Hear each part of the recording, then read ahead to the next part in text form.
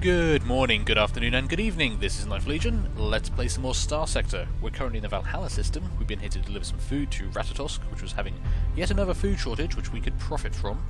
So we've currently got 90,000 credits in the bank. Now, there's not a lot happening in this system. There's one small group of pirate raiders, either being chased by or chasing a trade fleet.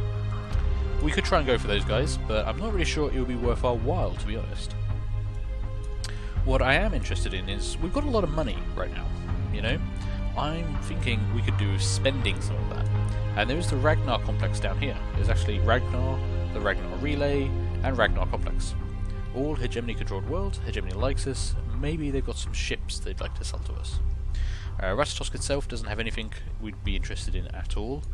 And Niflheim is controlled by the Tritakian Corporation, who we're not fans of them, really. In fact, we've been looking at shooting them a couple of times. So what I'm going to do is rather than just going all the way down there in real space, I'm going to jump into hyperspace, and I think it will actually work out as a shortcut. It will cost us some fuel, but we've got 124 fuel. I'm not too concerned about that. I just think this will save us a little bit of time. We're taking like a little hyperspace shortcut. And might be a bit more interesting for you guys than just watching me fly across empty space. Ooh, is that the pirate raiders? It is. Looks like 2 frigates and a combat freighter. They are faster than us though, so unfortunately we wouldn't be able to catch them, I don't think. Depends which way they're going. They are coming this way. No, they've turned around again. Okay, no, we're just going to carry on. See if we can't get some more ships. Might be something in hyperspace as well. See if there's anything nearby. Where are we? No, it's all pretty quiet around here, just a lot of independence. So let's head a course for Ragnar Gravity Well, and we'll see if we can make a jump here. Oh, I can't actually use that jump point. Well, that was a bit of a waste, wasn't it? There's some pirate scouts. We can't... Oh, no, we could catch those. Be an easy fight for us. But let's see, can we actually pursue these guys? No, Tritakian Corporation caught them.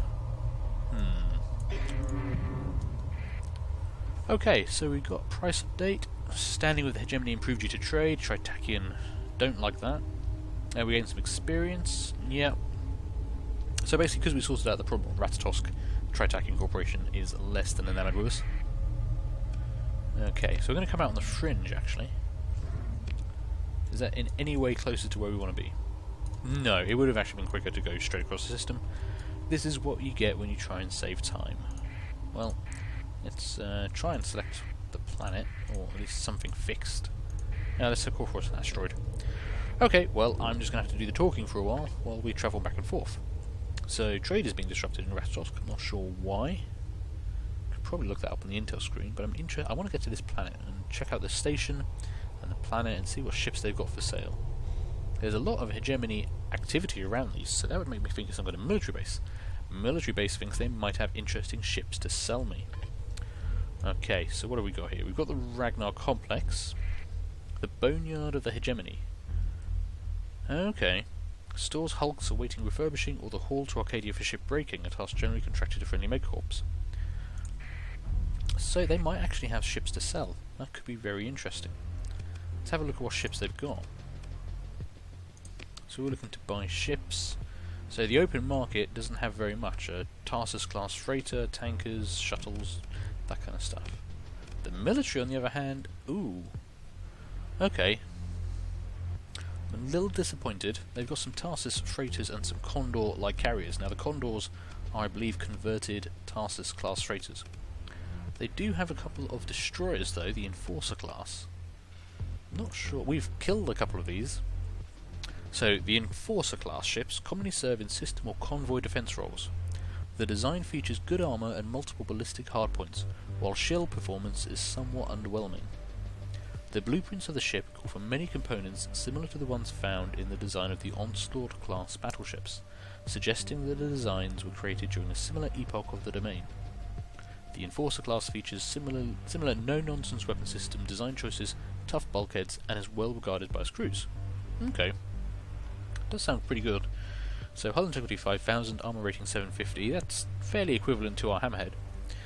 Omni shields, that's a full shield going all the way around. Interesting. 4 small missile and 5 medium ballistic mounts. I mean, it's not a terrible ship. What is its maximum burn? Its maximum burn is 4. With our training, it would get up to 5, I believe. So it wouldn't slow us down any. And it could be a credible, it could be a decent amount of firepower we could add to our small force. It's 30,000 credits, basically. Which, again, isn't terrible. Let's actually have a look and see what weapon systems they've got available here. They do have a large number of weapon systems available. That's what I like to see. So, it's going to be... We can't use any of these energy weapons. It's small missile and ballistics we'd be looking for.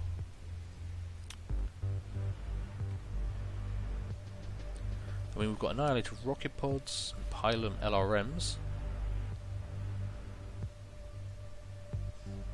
Harpoon MRMs. We're currently using those on our Mule class, and they seem to work out quite well. Autocannons, Thumpers. So there are a decent range of weapons here. I mean, we could certainly outfit it with enough guns to make it worthwhile, I think.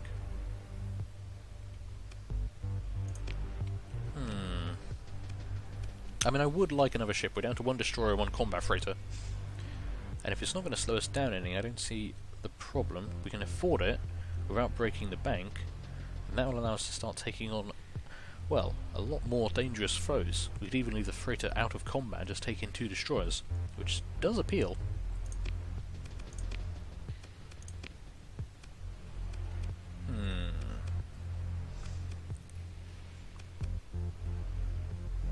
HSS Atropos. I do quite like that name. They're all custom destroyers, which isn't terrible. And they have a burn drive, which is their ship system, provides a massive speed boost at the expense of being unable to turn or use shields. Collisions can cause a flame out while the system is active. Okay, so don't try and ram anything while you're using that system. I mean, the 5 medium ballistics, you could get a lot of damage output on this, I think. Now, it lacks point defense, but we're fairly okay on that ourselves. We could certainly try and support them, as long as we keep them close. I think we're going to do this, and I like the name HSS Atropos. I'm going to buy this one, I think. Let's have that. Okay, we have our second destroyer. Now, we are going to need to make use of the refitting facilities. So here we go, HSS Atropos. So yeah, 4 small missile bays, and a lot of medium ballistics, with good fire arcs apart from at the very rear, where only 2 can fire. You definitely want to be facing your opponent in this ship. So let's see, what can we do? We've still got quite a lot of money left, 60,000 credits, so we should be able to afford to equip this pretty well. Now, with medium ballistics, I guess we want to be getting in close. Salamander MRMs could be useful. Homes in on the target engines and disables them with a powerful EMP burst. Now I'm looking for more raw damage, really. The Sabo class missile is highly effective against shields, and its high velocity spread of kinetic projectiles can confuse point defense systems. That sounds pretty useful. And Harpoon MRMs. I do like the Harpoons. Possibly with 4 slots we would want a mixture. We could give it Sabo SRMs and Annihilator rocket launchers. That could be quite a good mix. Or it could not be, I could be entirely wrong. So it could be Sabo SRMs and Harpoons, or Harpoons and Annihilators. I mean, we've been making good use of the Annihilators on our Hammerhead class. I don't see an issue with that. Let's go for 2 of each. I think that's the way to go. We'll put the Annihilators on the inside, and the Sabos on the side, like so. Not terribly expensive. Now, we are going to want to put some guns on this. Now, these 2 medium ballistic ones would probably be best for some kind of point defense. So, an assault chain gun. Heavy autocannon. Thumpers. I mean, we've been making good use of thumpers. The arbalest autocannon. Flak cannon, a defensive weapon system that fires shrapnel-filled shells equipped with a proximity fuse for maximum effect against fighters and missiles. That sounds perfect for the 2 side slots. That sounds great. So let's get one of those there. and one of those there. Now for the front of the ship, we're going to be all about the damage. So let's see, assault chain gun. The GAX Industries Mark II chain gun excels at close range fighting, where accuracy takes a second place to overall damage and rate of fire. So it's 10 in ordnance points for 267 DPS at a range of 700. We also have the heavy autocannon, a triple-barreled cannon that fires a burst of standardized shells at medium range. Due to the inert shell, it is most effective versus enemy shields. And that does 214 DPS at a range of 800. Quite interesting. Or we have the thumpers. Now we've been using these on the hammerhead, and they're pretty effective. Shreds enemy missiles and fighters with an overwhelming hail of medium velocity fragmentation rounds, flux efficient but less effective versus armour and shields. Now they're pretty good against hull once the armour's gone. And that would also give them a bit of fighter and missile defence to the front. Possibly a combination of these would be useful. I think the arbalest autocannon is quite low DPS, 150 DPS. Has a long range, but just not that enamoured with it. So we're going to want a variation of these three, I believe. Assault chain gun does do a lot of damage at a range of 700. The assault autocannon. Now, question is, which is actually more flux efficient? 267 flux per second, 214, 150. So the thumpers are actually very flux efficient. That could be important.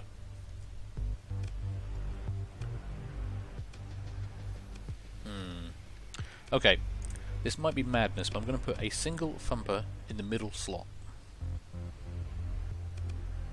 As I say that, I kind of start reconsidering. I'm tempted just to put... there's only 2 autocannons available, so I can't put just heavy autocannons in.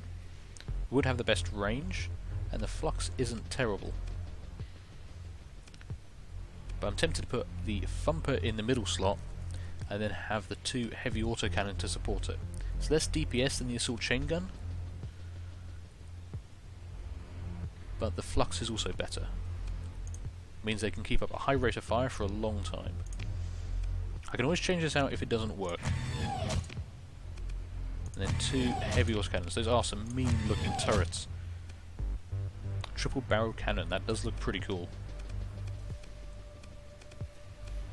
Okay, I think that actually gives it a fairly all-round defence and a high DPS. Now we've still got a lot of ordnance points left, so we can do some hull modifications, and of course we can increase the capacitors and vents. Let's see, what could we give you? Expanded magazines increase the ammo capacity or the number of charges for ballistic and energy weapons by 50%. I don't think we need that. Expanded missile racks would be very useful when you've got 4 small missile systems. Increasing the total of that by 75% would seem to be very good. That's only 7 ordnance points. And we have been putting blast doors on a lot of our ships. Increases the hull integrity by 20% and reduces crew casualties by 50%. Basically makes them tougher to kill. I think that's 10 points very well spent. Gives us... we've still got 26 points left. Accelerated shields probably not be useful.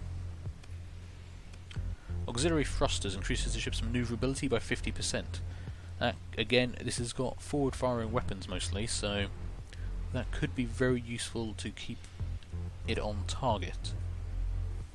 Let's see, that would take us up to 90, so we've got 16 left. I mean, if we could have 6 capacitors, well, 10 capacitors giving us 6,000 flux capacity, and then increase the vents for 262 flux dissipation. I think I'm fairly happy with everything we've spent. But how does that compare to our other destroyer? Not that bad, actually. We've got slightly more flux capacity, but we do get rid of stuff a lot better.